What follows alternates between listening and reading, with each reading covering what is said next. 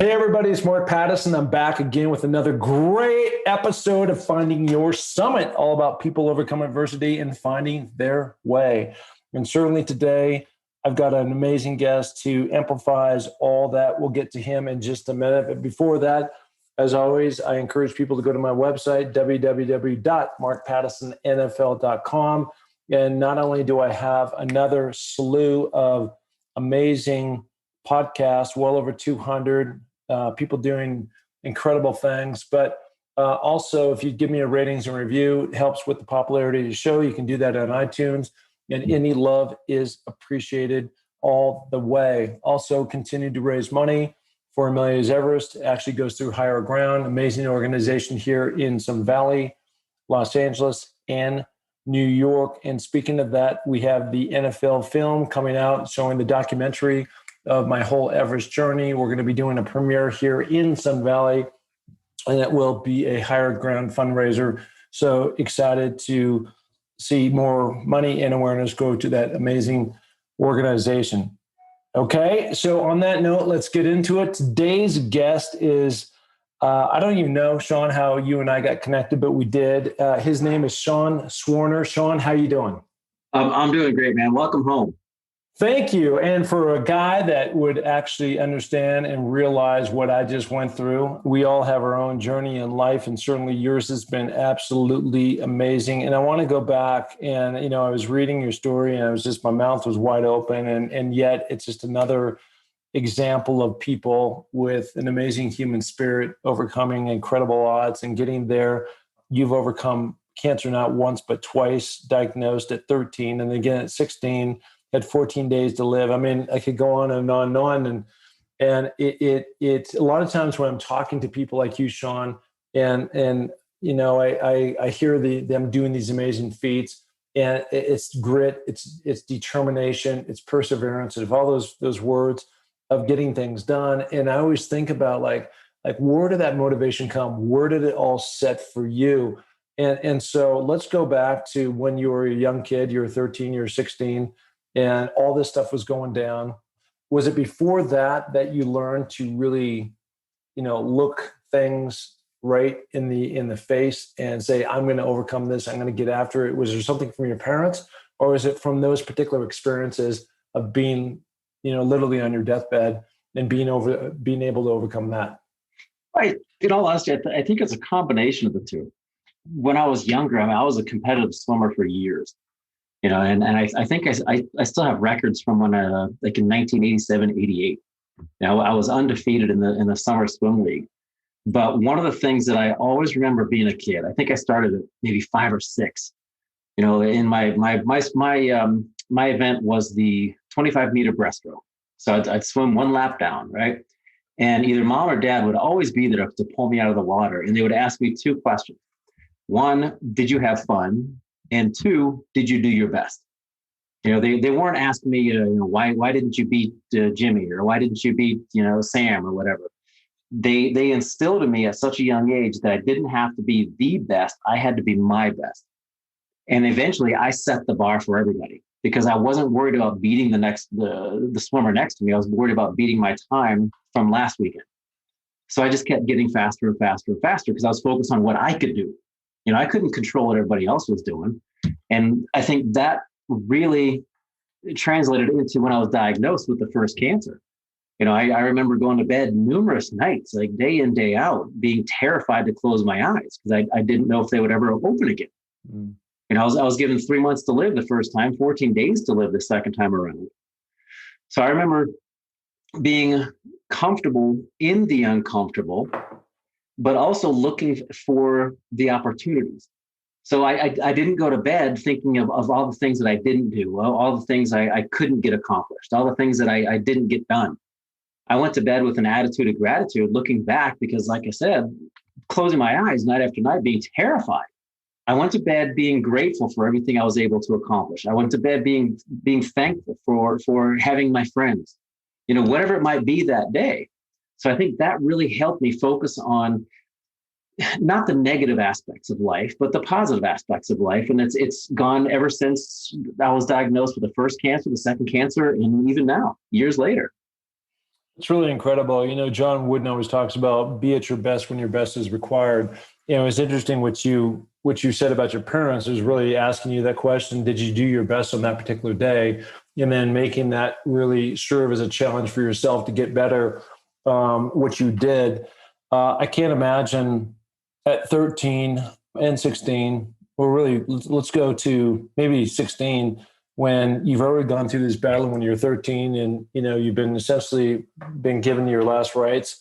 And now you're sitting here, you've got the diagnosis and they hand you, this, it's, I wouldn't call it a gift, but maybe it was a gift, at the end of the day to make who you are today. It'd be interesting on that perspective, but like, oh my God, I've got to go through this whole thing again. I mean, what was that like? Absolutely. That's what went through my mind. Why me? Why me? I sure as hell didn't want to go through it again. Mm-hmm. And you kind of mentioned my last rites. I was read my last rites. I mean, a man in the hospital, a man in the cloth came in, and I remember being 16. They gave me, like I said, 14 days to live the second time around. I was laying in the hospital bed, and they wanted me to write out a living will. And a man of the cloth came in, and they wanted to put me in hospice. So he came in and started reading me my last rites, and I heard about the living will, and I have a younger brother, 3 years younger than I am. And I remember looking up at my mom and my dad and just asking them, like, what is a hospital one? Isn't Seth going to get my hand-me-downs anyhow? Like, like, what are they going to take from me? Mm-hmm. So we actually kicked the father out of the room. And the second time out, it was just devastating because I knew I was going to lose my friends. I knew everything was going to be on pause. I was in a medically induced coma for a year. So I barely even remember being 16 years old. And what was that? Tell me why that was. Well, because no one's ever had Hodgkin's and Askin sarcoma before. I'm the only person who's ever had the two. And I did some number crunching, and the chances of me surviving both of those illnesses is roughly the equivalent of, let's just say, you winning the lottery 4 times in a row with the same numbers. So they didn't know what to expect. They really had no idea. And the treatments were so harsh. And I was so young, the doctors didn't want me to remember. So every time I was in the hospital, let's say my cycle was Monday, Tuesday, Wednesday, Thursday, Friday, and then I'd be released to build up my red blood cells and hemoglobin, exactly like going up Everest. You go back down to base camp so you can essentially manufacture more red blood cells. Same thing with going through chemo. Then I'd go back in Friday, Saturday, Sunday, Monday. That would be one cycle. And it was 3 months of intense chemo, a month of radiation, and then 10 more months of chemotherapy. And when I was in the hospital for the treatments, I don't remember them. That's when they knocked me out. And because of the radiation, there's that 1 month I mentioned, I only have one fully functioning lung. Why did you survive that? You just described literally an impossible scenario and combination of numbers to win the lottery 4 times in a row. Why did you survive? Yeah, it's a great question. And I ask myself that every morning I wake up to give myself a purpose and motivation.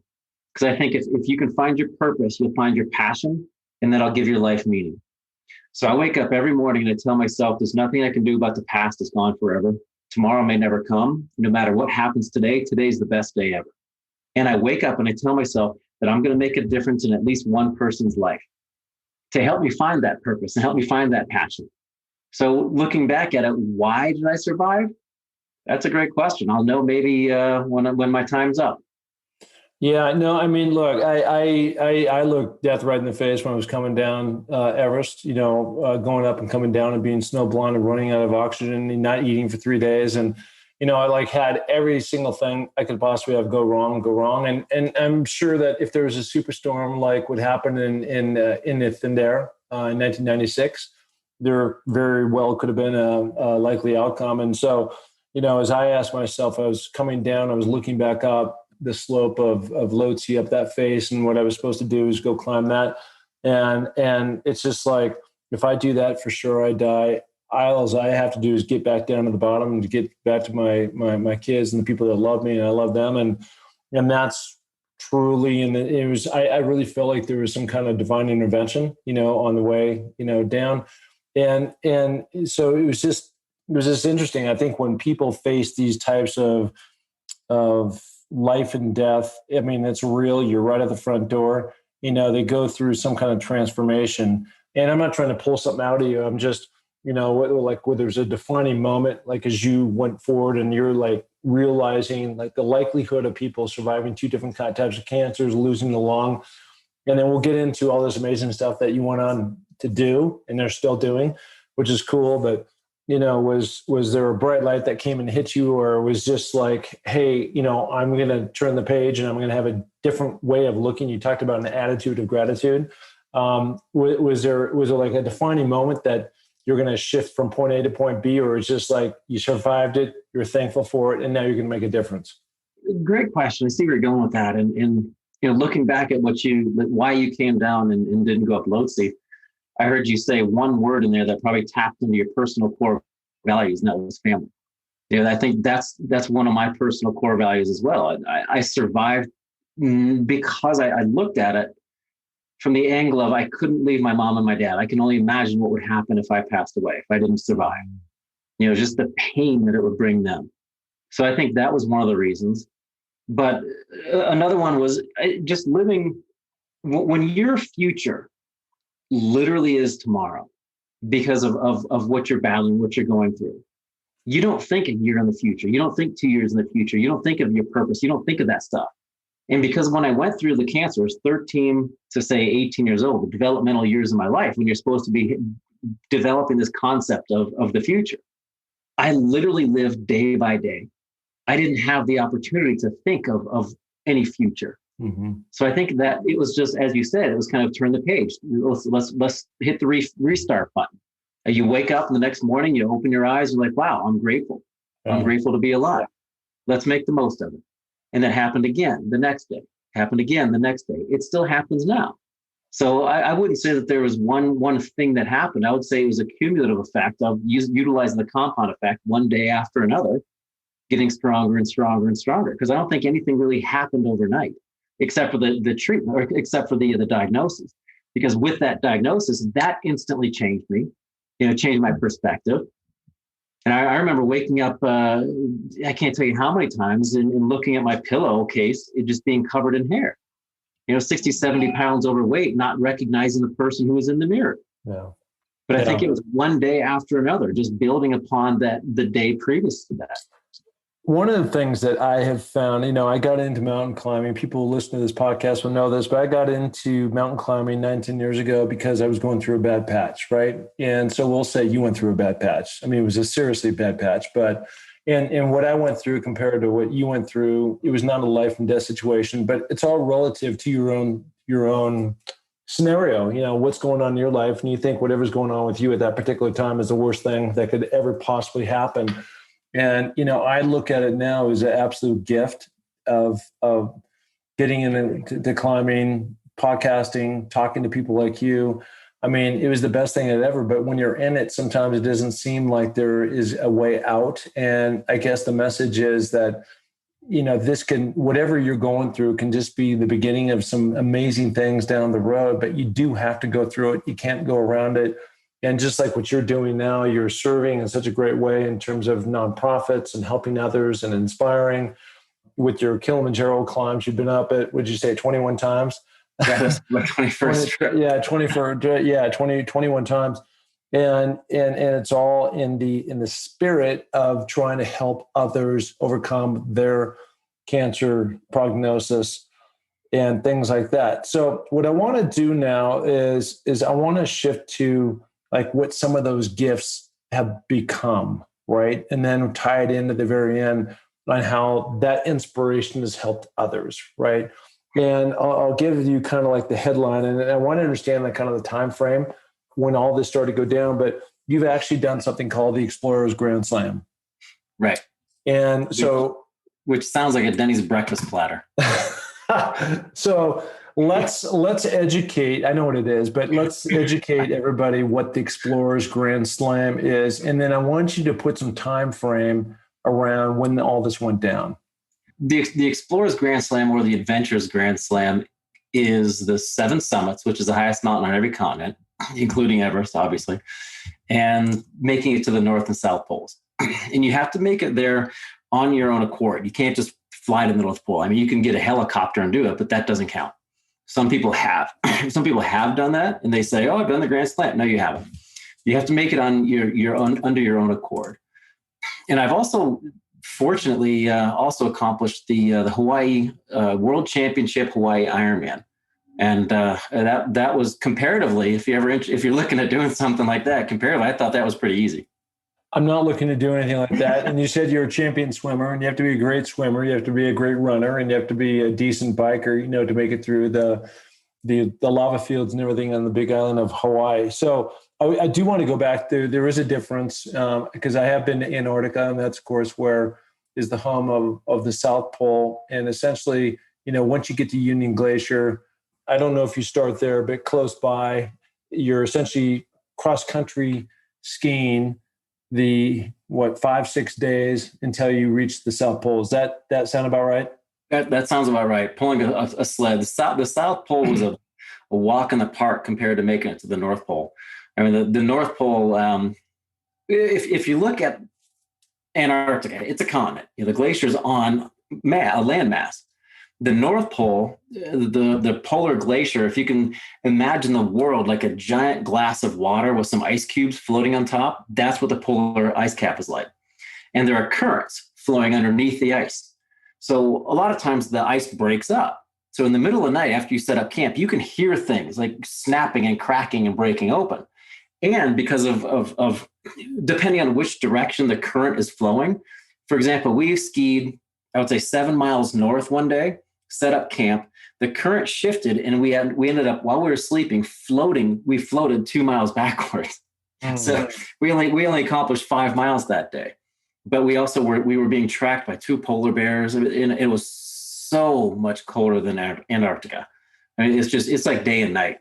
Yeah. So let's talk about the polar bears really quickly. So you said you're being tracked by them. So how do you keep polar bears? I mean, let's be clear first. So down in Antarctica, which I've been to, there are no predators that are chasing you. The North Pole is a whole different animal. And so there's a couple of questions here that I want to ask you about. Number one is the polar bear. So how do you prevent polar bears from coming in? Because they are literally predators. They are out to eat you and kill you. That's what they do. They look nice and cuddly, but they're not. So how did you prevent that from happening? Well, we didn't. I don't know if there's anything you can do to prevent that from happening, but we had, at that point, when we found out that there were a few polar bears tracking us, we called the Russians on our satellite phone to check in. They have helicopters going around, and apparently Russians love 2 things: is vodka and the cold. I don't get it, but so they're in charge of everything up north. And when we called them, they told us that they saw 2 polar bears kind of on the sniff, going up. And our doctor was evacuated because she had frostbite on her thumb. So we had 6 people, 2 people in each tent. She left. We gave them a tent. She flew home. So then we put 3 people in one tent, 2 people in another tent. And in one tent, they had a flashbang, a flare gun, right? Yeah. So you pull it, shoom, boom, and it explodes. And in the other one, in my tent, with the guide in my tent, we had a rifle between the 2 of us. So thankfully, we didn't have to use it. But I remember we were sitting there, getting ready to go to bed, and we were practicing, picking up the rifle, picking it up and turning off the safety and just pointing it, getting it over and over and over. You're just practicing this. And then he practices, and I start cracking up. He's like, "The hell are you laughing at? There's a polar bear out there. It could come crashing in." Like, I know, but we're sitting here practicing like it's going to come to the front door. It's going to unzip and be like, "Hey guys, got some room for me in there?" That's the way I was just thinking about it, because certainly they could come in from the back, and you got anywhere. Yeah. Okay, so that's question 1. Question number 2 is, you described this scenario up there where you've got essentially water with ice cubes floating, and when you're actually on the ice, it was breaking up, and so you floated backwards and frontwards and sideways. So how do you cross when there's a break, right?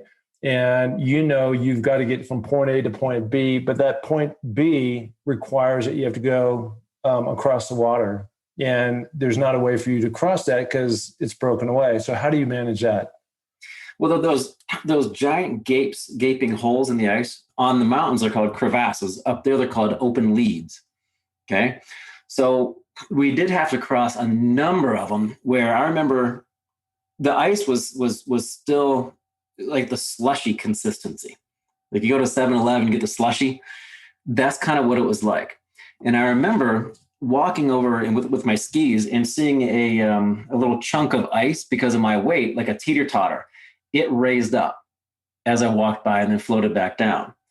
And we knew it was fresh. I mean, you could poke through, but because your weight is dispersed across two skis, you can go across something that's a lot thinner. But if you come across literal open water, which we did numerous times, you look down to it or down through it. It's so cold and so deep and so dark up there. It just looks like it looks like oil. So if that happens and it's too wide to go across safely, you have to go in opposite directions. You flip a coin. You look that way and say, okay, well, that looks a little bit, less of a distance to go up and around. Same thing over here, just like going over the crevasses on Everest, except we don't have ladders up in the North Pole. No, I get all that. Wow. So let's go back to now, you're doing the North and South Pole and you're climbing all these crazy mountains, which I just completed recently, and you're doing all this with one lung. How did that affect you in terms of, sure, there's some mountains that I could probably name that it probably didn't affect you that much. And there's other mountains like Mount Everest, which I just came off of, that it had an impact. So tell me how that was for you. I think because of when I did lose my lung, well, I still have my lung, when I lost the function of the lung at 16, for the past however many years that is, we'll say it was 11 years from when I lost the lung to when I climbed Everest. I was very cognizant of my breathing. I was very aware of how I was breathing because I had to train myself how to breathe all over again. Most people breathe through their upper chest, because they get nervous. People don't usually utilize their full lung capacity. Now, whenever I breathe, it's automatic. I utilize the entire capacity of my left lung. And also, I can't show you, but if we ever get together in person, I'll show you. My left rib cage sticks out, I'd say about this much further than my right rib cage. So it's adapted. And it's just crazy that if someone kind of knew that I was going to lose my lung. I have a genetic defect in my heart. I actually had two superior vena cavas, which are the veins that pump oxygenless blood back to the lungs to rejuvenate the body with oxygen. So I think I can do it twice as fast as most people. However, I just have that one lung. But I also think it's amazing how mental being physical is. In pushing myself here and going through what I've been through. The two cancers, they did a bone marrow test when I was 13, 14 years old with treating me as an adult. They didn't knock me out. The Novocaine didn't take effect until later. And I remember having that surgical steel blade go into my back. And I know what true pain is. So I think I can tolerate things a lot better than most people because of what I've been through. So as you were saying earlier about what you've been through, you see it as a blessing.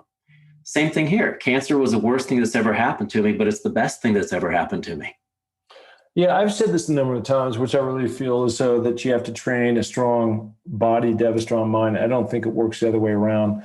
Just my opinion. And it certainly kicked in, all the training I did here in Sun Valley, all the shits I put in the bank. I had to use every single one of those, to get through. And a lot of it was just the mental toughness of today's not the day that I go down. We're going to keep going. We're going to get up and we're going to get back down this thing. But, it was far from a cakewalk. And it was just like the amount of hours that you spend. And it seems like, and I'm kind of projecting this on you a little bit, but it seems like it takes forever when you're actually in it, right, to emerge out of it. And then when you look back at it, then it seems like it was just a moment in time, right? Like my Everest thing, we're talking today on the 12th of July. This will run in a couple of weeks. And I came off May 23rd. And it seems like that happened 14 years ago, right? That whole experience and being at Camp 4 and seeing dead bodies and all this. It just seems like it happened a lifetime ago. But in that moment, and I think that's a good point for everybody that, bad things do pass and good things do stay. But you got to ride it out and you got to get to the other side. Yeah. And it's amazing too. The further away you get from the actual bad event, the more you remember the good parts of it.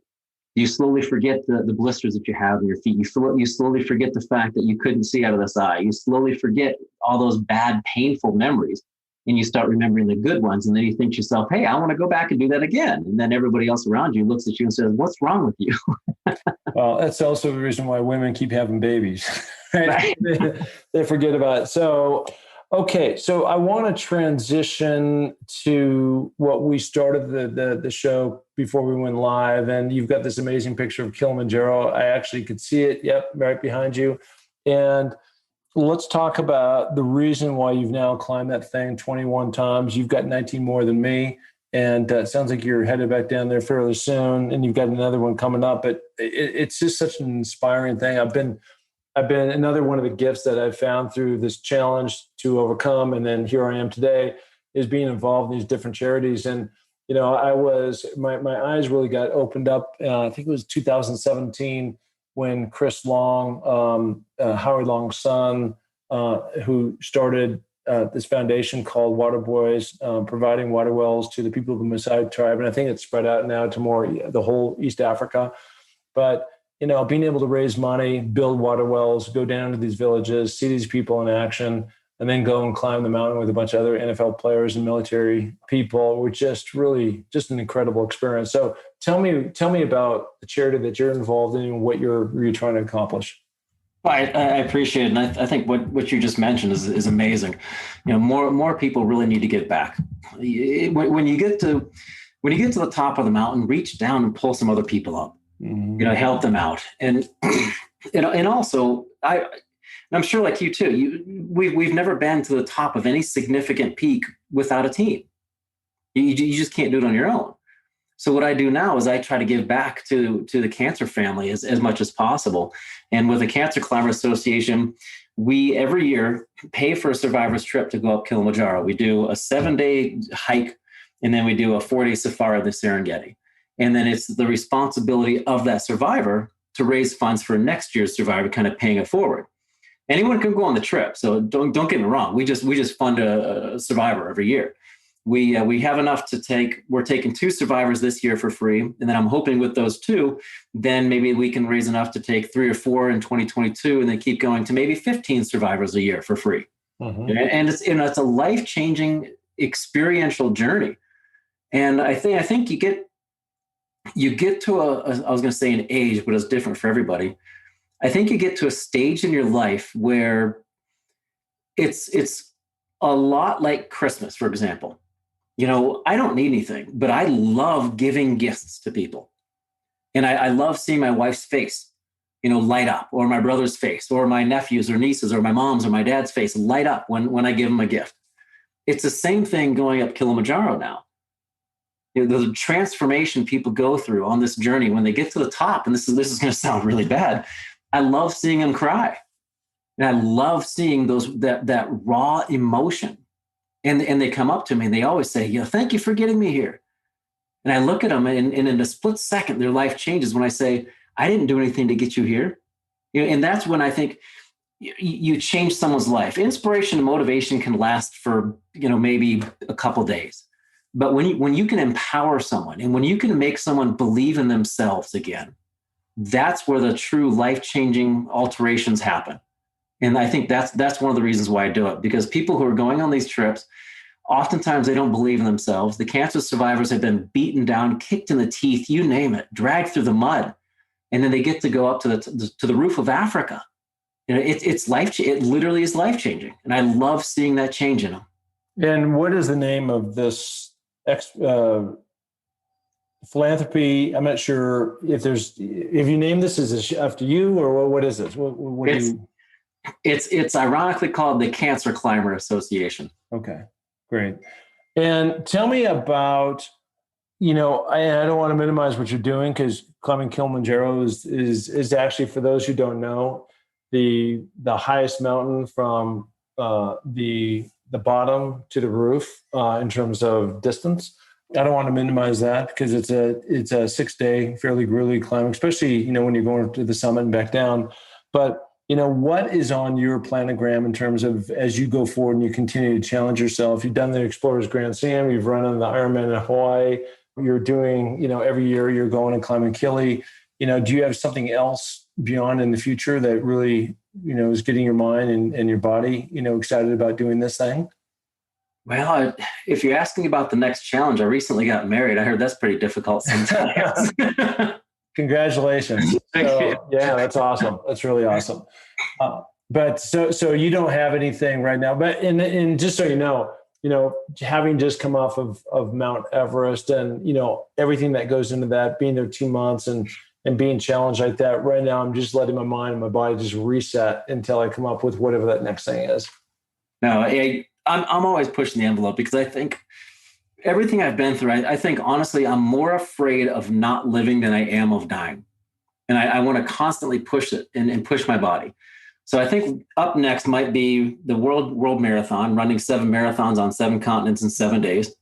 And I also want to turn Kilimanjaro, which we're turning it into an experiential coaching expedition, adventure, where we want to help people through. Basically, this is who you are now. This is who you want to be. I want to help people with that transition, because everything that I've done, looking back at all the accomplishments I have, what's motivated and pushed me forward has always been my personal core values. And I want people to I want them to tap into their own personal core values, because there are almost 8 billion people on the planet, right? So if we can all tap into our own potential, imagine what we could do for the world. Imagine how you can impact each individual's life by helping them just take one step and then another step and then one step further, but based on what you value most.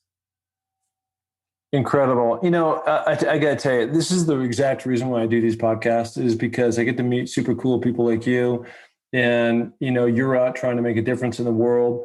And I think that we all need inspiration. I mean, is motivated and the things that I've accomplished, I still need to be inspired to get up every day and go do certain things. And I'm sure you're the same way. And so the reality is that there's a lot of people out there that are stuck. And if there's any way that you or I or anybody else can help get them unstuck and get them to realize their potential, the best that they can be, going back to the quote that your dad used to always give you every morning when you're getting out of the pool, did you do your best? And making sure that they have realized that you do your best on that day. And are you realizing, what you can do and what you're capable of? And that's what it's all about. So thank you so much for sharing that. Sean, where can people find you? I know you mentioned a website, and that had to do with the climbing, Kili and contributing towards that. But where's the best place for people to connect with you? That's the easiest question you've asked so far. SeanSwarner.com, just like Sean Connery, SEAN, and like the Warner Brothers, but slap an S on the front. SeanSwarner.com. That's easy. All right, buddy. Well, listen, I really appreciate you coming on and sharing your story, and just incredible, and so glad that, that the stars all aligned for you to be around today and share all the great things that you're doing. Absolutely, man. I definitely appreciate it, because sometimes people just need to believe that more is possible. They just need to see that hope. So I appreciate the opportunity to share. Absolutely. All right, guys, there he is, the one, the only Sean Swarner. Thank you so much. Bye-bye.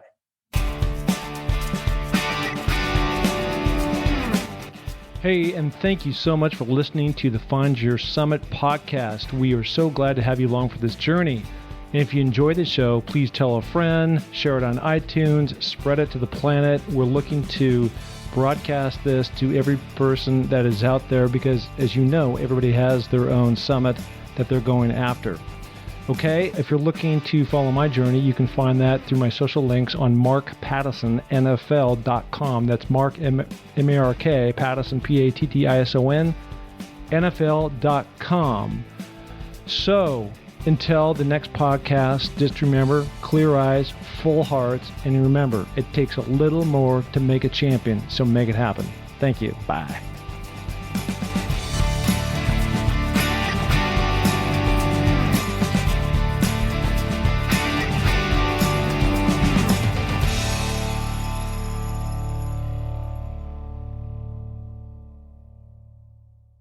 This podcast is a part of the C-Suite Radio Network. For more top business podcasts, visit c-suiteradio.com.